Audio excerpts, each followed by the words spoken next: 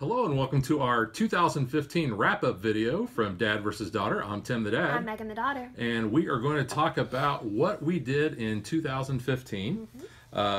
We had a really great year. This was our first full year. Last December, we had 100 subscribers. This year alone, we added more than 1,500. So our channel really kind of took off. As far as our win-loss record goes for all the head-to-head games, it was really close. More actually closer than I thought, because I thought you had just kind of destroyed me. It seemed like you went on a winning streak there for a while. But the way it broke down is I actually won 24 games. I won 23. So real close. A lot like our games that we play anyway. I mean, they're usually pretty close. There's not too many blowouts. Yeah. This was our first year that we attended Gen Con as our channel, Dad vs. Daughter. And that was kind of a unique experience because we spent 3 full days at Gen Con this year. We did a lot of demos, got to see a lot of neat things, made a lot of new friends. We had people that, you know, they're like, oh yeah, you guys are Dad vs. Daughter, we watch you. So that was really kind of neat. So those of you that came up and told us that, and you know, those of you that we met, you know, we appreciate that.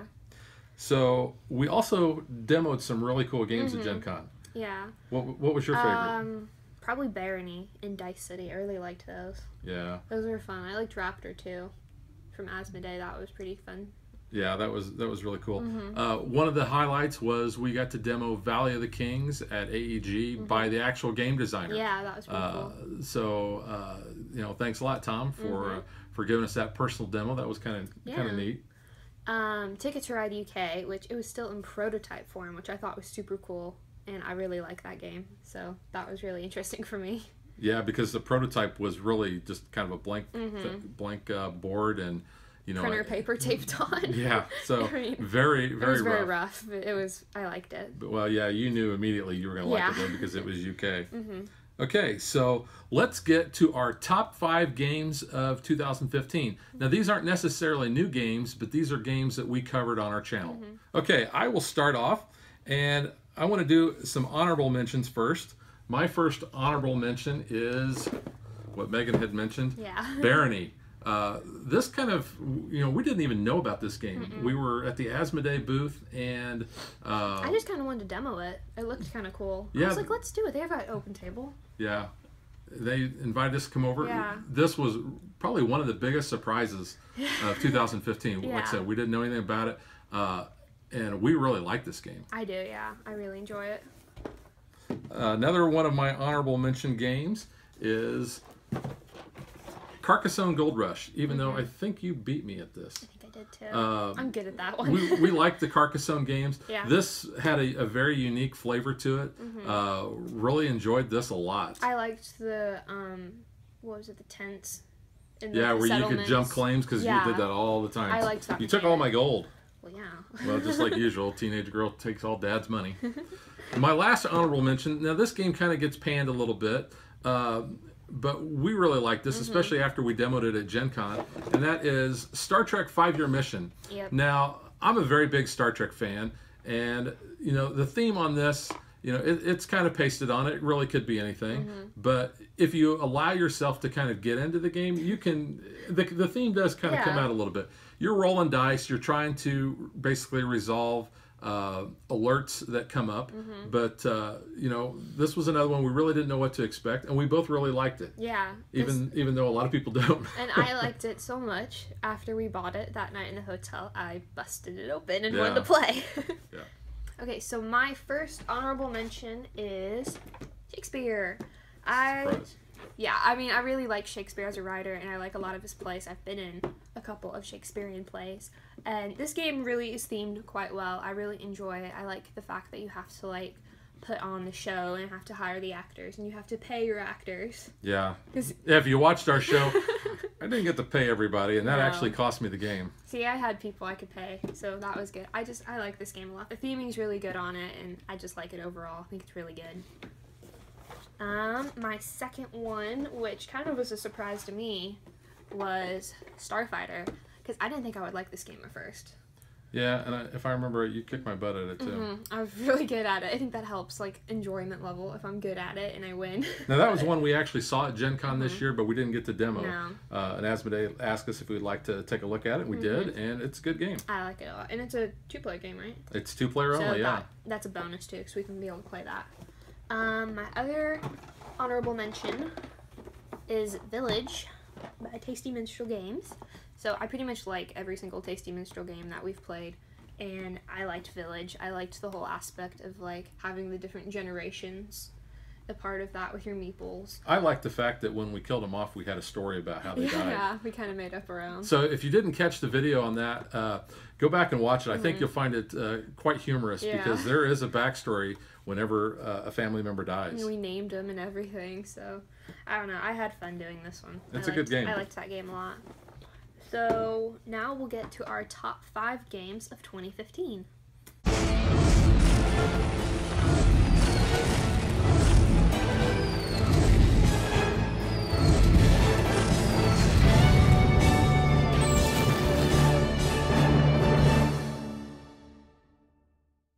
Okay, my number 5 was one of the games that we were looking forward to at Gen Con, and that is Viceroy by Mayday Games. This is a neat little tile stacking game that I didn't do very good at. No. In fact, we had a lot of comments. The fact that how Megan really kind of destroyed me at this game. Yeah. But this is a really cool game. It plays fairly, fairly average, I guess. Yeah. Neat little mechanics. So you can check our video out on that. Yeah. My number 5 is Favor of the Pharaoh. We didn't demo this one at Gen Con either, but we saw it.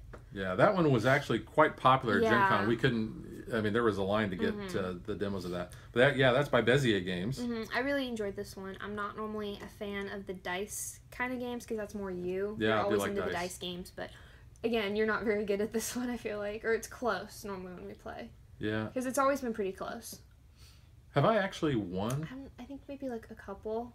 I don't know. The majority's probably me. I may not have won. Well, I know we played this a lot. Yeah. But I'm thinking that I lost the majority of them. I know there were times you had so many dice at the end of the game you couldn't even fit them all into the pyramid. No, I was like adding more tiers, so it worked out. So your number 4. My number 4 is from Tasty Minstrel Games, and that is Scoville, and that is all about growing peppers and crossbreeding peppers. Very cool game. I like this a lot.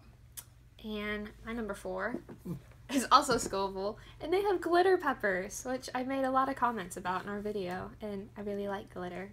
So the glitter ghost pepper. Yeah, this is a unique kind of game. I liked this one a lot, with how you plant them and kind of use like the Punnett square and all. It's a lot of fun, and I know it's a very popular game too because Tasty Minstrel, their first production run, it just flew off. Yeah. So I think they are getting ready to have a second reissue of this. So if you're interested in picking up Tasty Minstrel, you should be able to get it Tasty here. Minstrel? What? You said if you're interested in picking up Tasty Minstrel. If you're interested in picking up Scoville, Tasty Minstrel should have those available very soon. Don't pick up the company. My number 3. 5 Tribes, the Artisans of Nacala. Now, I like this expansion so much, I won't play the base game without it anymore. I won't either. This adds a lot of really cool things. I mean, 5 Tribes is, it's a very good game already. Yeah. But this takes it to the next level. You've got mountains you have to deal with. You've got the artisans that are an extra colored meeple that you're dealing with on the board. Purple. They are purple. You do like purple. You can get the special little ability things, that the artisans provide. Items. Yeah, the items. Very cool. Like this game a lot. This is from Days of Wonder. It's hard for me to pick out like our own separate top 5 because I try not to overlap, but a lot of them just overlap in general. Well, that kind of speaks to how our gaming tastes are. I mean, we're kind of in line. Although, looking at next year, there's some disparity, but yeah. My number 3 is Rise of Augustus. That's by Hurricane. Hurricane, I think, is how you pronounce that? Yeah, there's no E, so it wouldn't be Hurricane. No. So it's Hurricane. I like this game. That's obviously why it's on my top 5. It's like bingo. I like bingo, so I think that's why I like it. I really enjoy bingo. It's like Roman bingo. The cards, the art on the cards, there are some of them that make them look like Sith Lords. So well, then you got the Pimp Daddy on one of them. Oh yeah, it's got the fur around his neck and everything. I mean, again, we like to joke about the artwork and the characters. We give them their own backstory. But it's like bingo, and I like bingo. Yeah. I mean, bingo's an easy game, and this is pretty easy, but I like it. Yeah, it's a pretty fun game too. Mm-hmm. And then your number one. No, number two. two. Never mind. I can't My count. number two, I got to give a little bit of backstory behind this. My number two actually was my number one for quite a while. Until number one booted it. Probably half of the year. It was my most anticipated game going into 2015 ever since I heard about it. Yeah. And we've actually talked to the designer. A lot of times. This game was really cool, and that is Elysium by Space Cowboys. And this game, I think, really took off our channel because we had so many views on this. Yeah, this became like I think the top or most watched. But I think we were also the first channel in the United States that actually had a video on this. Yes. So then we had a couple videos on it too. Yeah, because the first playthrough we kind of messed up one of the rules, and the designer contacted us and he's like, no, you got to do it like this. So we just did another. So we did another one. And we did unboxing and everything. So I mean, we got a lot of our viewers, I think, just from this game alone. Yeah, but this is all about mythology, and we really like mythology. Elysium, excellent game. Is very close to being my number one. Yeah. And I would say that the difference between this and my number one is very, very small. Okay, my number two is Mysterium. I really wanted to demo this at Gen Con, like really badly, and everybody else did too. And I walked very quickly. I didn't run. I walked very quickly to the Asmodee booth, and they're like, "Yeah, we're totally booked." Yeah, for the rest of the con. This was kind of a special demo that they were doing. It was in a separate area behind the Asmodee booth. There were only very limited seats, and the slots filled up, extremely quickly on a daily basis.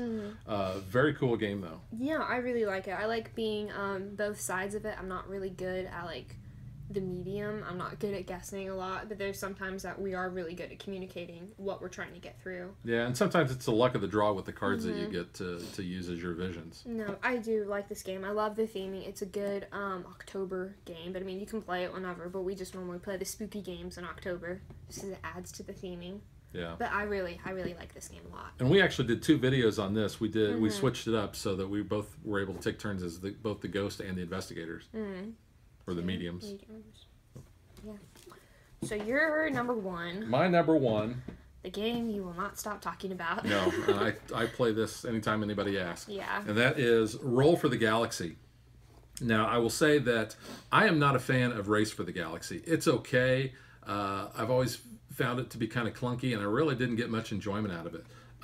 Roll for the Galaxy felt very different, and I think it's because of the dice and the way that you can get more dice, whereas in the card game version you're limited by the number of cards that you can have in your hand, and then using those to basically pay for things.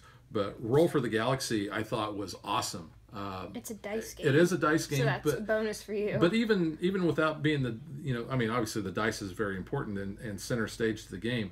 The gameplay here I think moves so much smoother. All the interaction that you have with the dice, I think, is really cool.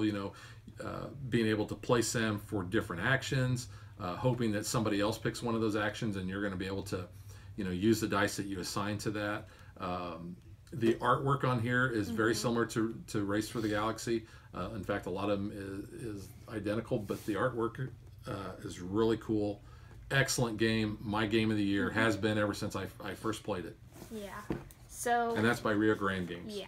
My game of the year probably isn't much surprise to people, and it became my game of the year in August at Gen Con, and that was Ticket to Ride UK.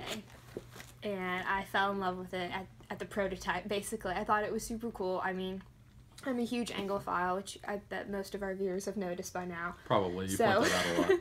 Yeah. The theming I thought was great. I loved the fact that it was the whole United Kingdom. It wasn't just England. I mean, you had Scotland and you had Wales and you had Ireland as well. So I really liked that. I loved like, I knew a lot where the places were, so that kind of gave me a bit of an advantage, just because I've studied the maps over there. Well, and you also like the artwork for a particular reason. I do, like the Benedict Cumberbatch look-alike. And tomorrow will be the Sherlock New Year's special, so that's exciting as well. Yeah, really looking forward to that. Yes, I am very looking forward to that, because it's been forever since season 3. But yes, so I really enjoyed this game. I like Ticket to Ride on its own, but this expansion, well, it's not really expansion, it's kind of its own standalone, really. Well, you have to have the base game in order to play. Yeah. And it's a double-sided map. Pennsylvania's on the other side. I mean... And Pennsylvania's really good, too. It's fun, yeah, but if I'm picking which side, I'm picking the UK side, obviously. Yeah. And I would say, if you're a fan of Ticket to Ride, this is a must-have for your collection. Because it's 2 games in 1, technically, too. Yeah, that is true. That's a bonus But as well. they're both really good expansions, so yeah. I really, really, really like this game. So that's my game of the year.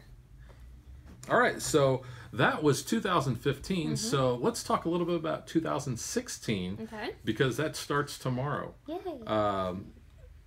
Let's talk about our most anticipated games that we know we're going to be playing.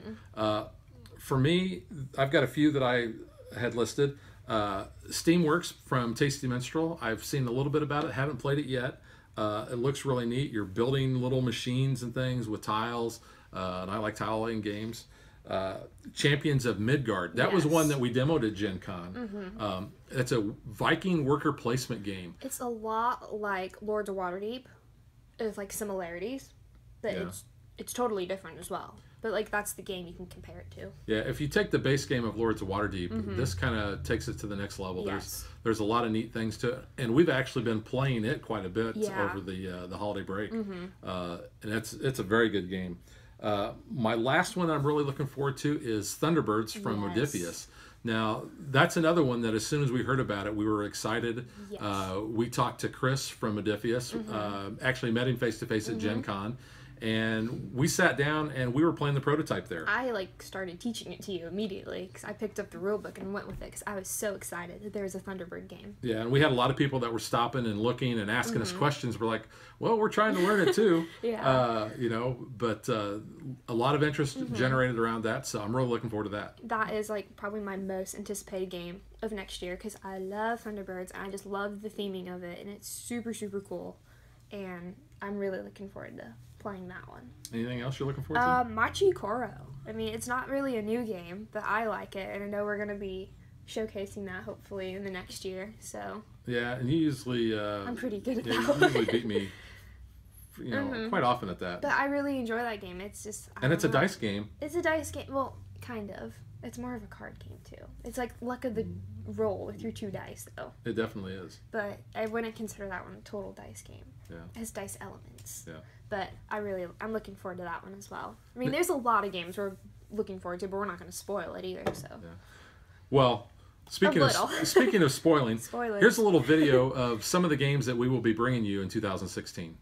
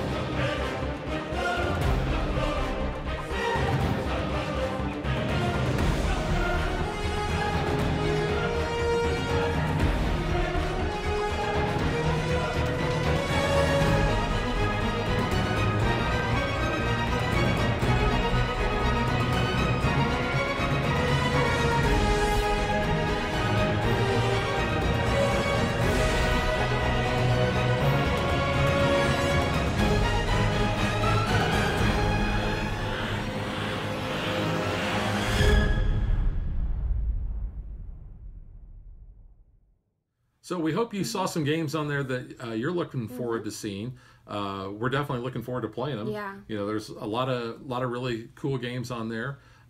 2016, we hope our channel continues to grow. We are going to be bringing you more solo plays because we have a lot of games that have that option, and people will also want to be able to see how it looks, you know, playing it by themselves. So, and I'm very busy, so I can't always film. You are going to be very busy. I mean, you are a college student now, and also, you know, working. So don't worry, Megan's still going to be around for a lot of the gaming. So that'll about do it, and we will catch you guys next time. Bye.